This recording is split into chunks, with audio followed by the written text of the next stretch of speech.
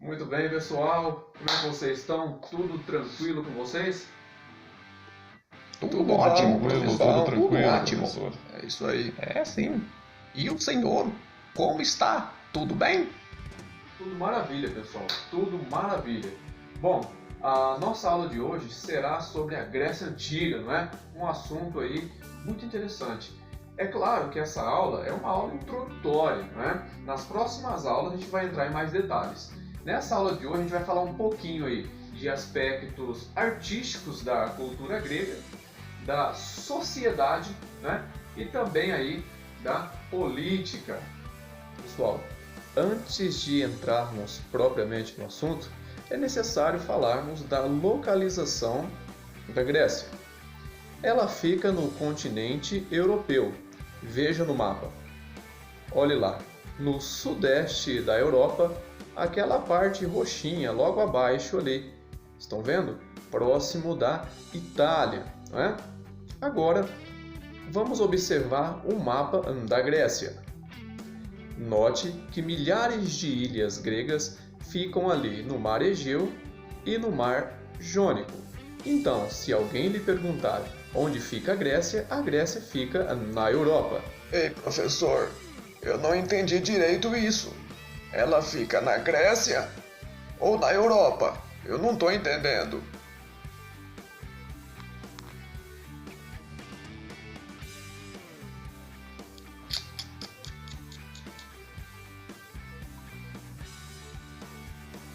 Veja bem, seu Juscelino, a Europa, na verdade, é um grande continente. Veja no mapa. Ali na Europa está localizado vários países. Nos dias de hoje, claro, né? Vamos lembrar que estamos falando da Grécia Antiga, então a Europa ainda não tinha essa formação que vocês estão vendo aí no mapa. Então, seu Juscelino, a Europa ela é um continente aonde existem vários países, né? Portugal, Espanha, Itália, Inglaterra, entre outros, ok? Exatamente. No mundo, seu Juscelino, temos 6 continentes: América, Europa, África, Oceania, Ásia e Antártida. Não é, professor? Isso, Juan, exatamente. Temos 6 continentes, né? O nosso, por exemplo, seria a América, né? Para ser mais específico, a América do Sul, ok? Onde temos aí Brasil, Paraguai, Uruguai, Argentina, entre outros, né? E o nosso continente ele é gigantesco, ele é dividido em 3, ele é bem extenso, América do Norte, do Sul, né? A Central e do Sul, ok? Bom, vamos lá, vamos falar do nosso assunto principal, que é a Grécia Antiga. Bom, pessoal, para falar da Grécia, é impossível deixar de falar aí, né, das artes gregas. Vamos começar aí com essas duas máscaras, ó. Observe aí na tela as máscaras. Muito bem, será que vocês sabem aí o significado dessas máscaras? Dá um pause no vídeo, faça uma pesquisa e depois eu já responderei tal pergunta. Bom, essas máscaras, pessoal, é o símbolo dos 2 gêneros teatrais da Grécia Antiga. A máscara que está aí triste representa a tragédia e a máscara sorrindo representa a comédia. Eram os únicos 2 gêneros que havia, né, no teatro grego. Aliás, foi a Grécia, né, que criou o teatro, né? O teatro acontecia aí sempre em praça pública, ok? Aonde os artistas usavam essas máscaras, né? Então quer dizer, quando você chegava ali e eles estavam usando a máscara triste, era porque você ia assistir a uma tragédia. Quando você observava que os atores usavam a máscara feliz, você ia assistir a uma comédia, ok? Eram os únicos 2 gêneros artísticos que existia naquela época. E não vamos esquecer, foi criado aí pelos gregos. E é claro, hoje evoluiu, não é? Hoje do teatro foi para o cinema, séries, novelas, enfim, mas tudo nasceu aí, né, do teatro, que ainda acontece, né, nos dias de hoje. Espere, professor. Quer dizer que se eu quisesse assistir um teatro que fale sobre amor, sobre romance, eu ficaria sem? Eu não teria nesta época? É isso que o senhor está dizendo? Isso mesmo, senhor João de Marcos, isso mesmo. Lembre-se que nós estamos falando de cerca de 550 anos antes de Cristo, né? Então foi quando o teatro surgiu, né? O teatro estava nascendo, para ser mais específico, né? Na cidade de Atena, lá na Grécia. Então, por isso que ele tinha somente esses dois gêneros, ok? Tragédia e comédia. Bom, mas as artes gregas, pessoal, foi muito além do teatro. Podemos dar exemplo aí, não é? Das duas primeiras obras literárias do mundo ocidental, que seria a Ilíada e a Odisseia, ok? A primeira, a Ilíada, narra a grande guerra entre Grécia e Troia. E o segundo, Odisseia, que significa Ulisses, né, narra a trajetória deste herói grego, né, esse herói da guerra de Troia, em seu trajeto de volta para casa, ok? Então aí no mundo da literatura, a Grécia também foi a primeira, ok? As artes gregas, pessoal, elas refletem no mundo ocidental até os dias de hoje, ok? É óbvio que ela evoluiu, ela mudou, né? Ela ganhou mais gêneros, né? Vários gêneros, mas ela, a nossa arte, ela é influenciada aí pela cultura grega, ok? A coisa que nós não podemos esquecer de falar, pessoal, né? Que é as Olimpíadas, né? As famosas Olimpíadas também surgiram na Grécia Antiga, há mais ou menos aí 400 a 450 anos antes de Cristo, ok? É óbvio que no início ela tinha poucos esportes, não é como hoje, né? Tínhamos lá a corrida, né? O lançamento de dardo, ok? E também o arremesso de peso. Vejamos aí a imagem que simboliza as Olimpíadas nos dias de hoje. Olha só, cada argola dessa, cada cor representa um continente. Tudo bem, pessoal? Então temos aí a representação da Ásia, América, Oceania, África e Europa, ok?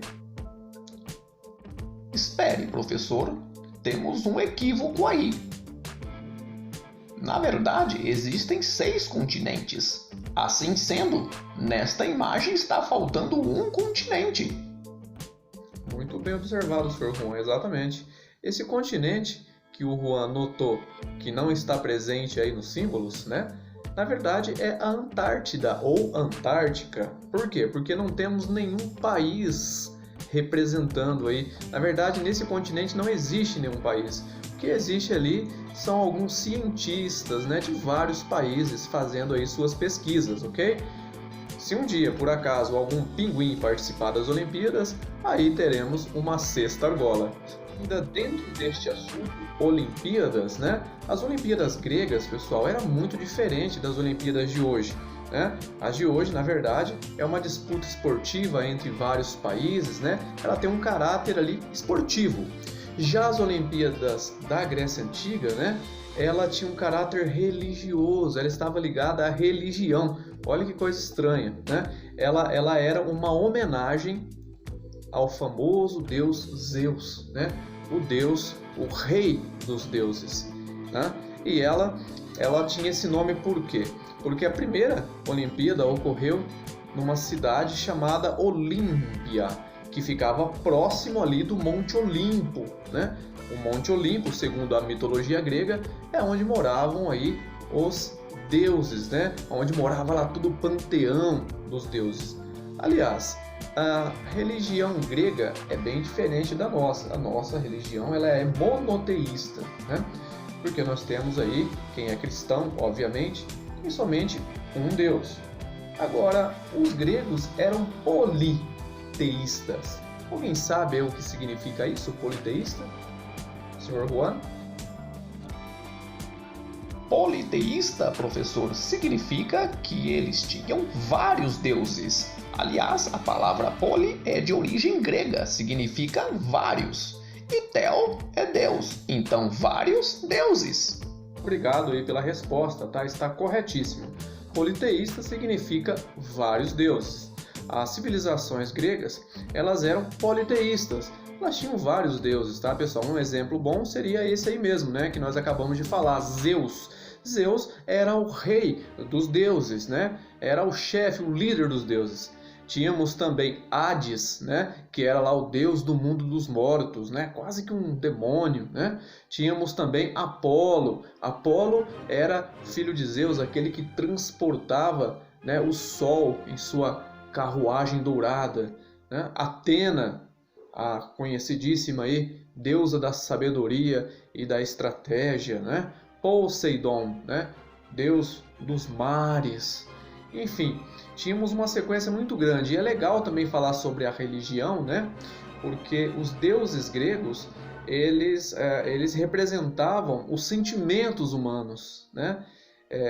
Um belo exemplo desse seria a história de Medusa, né? Medusa, ela acabou sendo uma vítima da inveja da deusa Atena, né? Porque Medusa, lindíssima, belíssima que era, acabou ali namorando, né, com o tio de Atena, né? E Atena não suportou aquilo, porque Atena amava o seu tio. E ela, então, como não podia castigar um deus, né, não podia castigar o seu tio, ela castigou a própria Medusa, transformando ela naquele monstro, né, com cabelo de cobra e tudo mais, né? Então, aí falando um pouquinho também da religião grega, né, uma religião aí que hoje em dia influencia muito o cinema, a literatura, né? Quem nunca leu aí Percy Jackson, inclusive, se não me engano, tem 3 livros, né? Filmes também como Fúria de Titãs, Fúria de Titãs 2, entre outros aí, ok? Então ela ainda exerce uma influência muito grande no nosso cotidiano. Influência, pessoal, eu diria que ela vai até além aí da mitologia, né? Das artes, né? As próprias palavras, temos muitas no nosso vocabulário que são de origem grega, né? Por exemplo, monociclo, né? Mono é um, ciclo é roda. Então aquela bicicleta com uma roda só, monociclo. O próprio nome, polis, né? Penápolis, Fernandópolis, Teresópolis, Paraisópolis, né? Então polis significa cidade, né? Higienópolis, quer dizer cidade da higiene, né? Teresópolis, cidade de Teresa, né?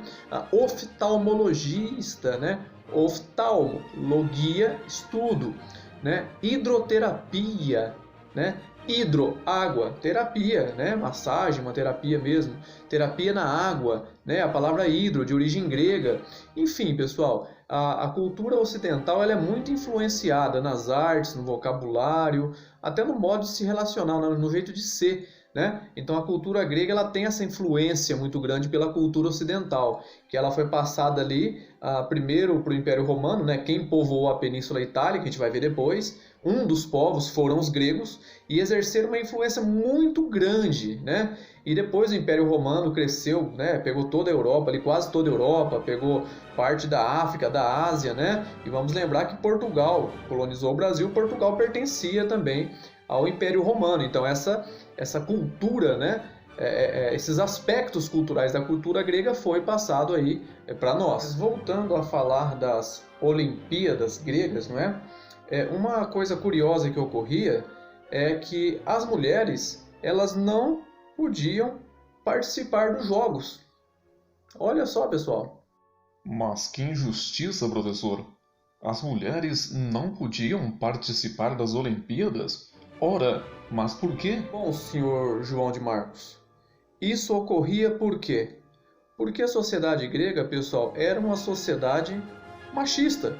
As mulheres não podiam participar só das Olimpíadas. Elas não podiam participar da política, elas não podiam participar de decisões, tá? Elas não podiam nem participar do teatro, né? Os atores na Grécia Antiga que faziam, quando tinha um papel feminino, era um homem que tinha que fazer esse papel feminino, né? Agora falando da sociedade grega, né? Então a mulher, ela não tinha a cidadania. A mulher não era uma cidadã. Aliás, aí, alguém sabe o que é cidadania? Porque hoje em dia essa palavra ainda é bem atuante, ela existe ainda, né? Alguém saberia me... Pois não, senhor Juscelino? Essa é muito fácil, professor. Olha o nome, ó. Cidadania. É a pessoa que mora na cidade, é o cidadão que mora na cidade, não mora no sítio. Muito bem, senhor Juscelino, muito bem. Pessoal, na verdade, cidadania é algo que é exercido pela pessoa, tá? O que é ser cidadão? Ser cidadão, senhor Juscelino, ser cidadão, pessoal, é participar ativamente na sociedade, né? Participar das decisões, por exemplo, né? Vamos pegar um exemplo aí bem claro, para que fique bem claro. No Brasil, quando você vota, quando você escolhe o seu prefeito, né? O seu presidente, o seu vereador, enfim, quando você vai lá votar, você está escolhendo o seu representante. Isso é ser cidadão. Isso é exercer a cidadania.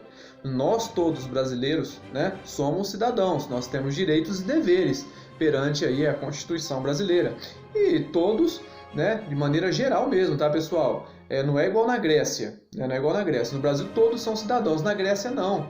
Como eu acabei de dizer, né, a mulher não era. A mulher não tinha cidadania. A mulher era quase lá um objeto, né? Os escravos também não tinham, né? A sociedade grega era escravocrata, havia escravos lá, tá? Era uma sociedade guerreira. Quem era escravo na Grécia? Né? Todo aquele povo que perdia uma guerra virava escravo. Perdeu a guerra, virou escravo. Então o escravo não tinha cidadania, ele não era cidadão, ele não podia participar das decisões. Os estrangeiros também não. Tá? Os estrangeiros também não podiam participar das decisões. Tá ok?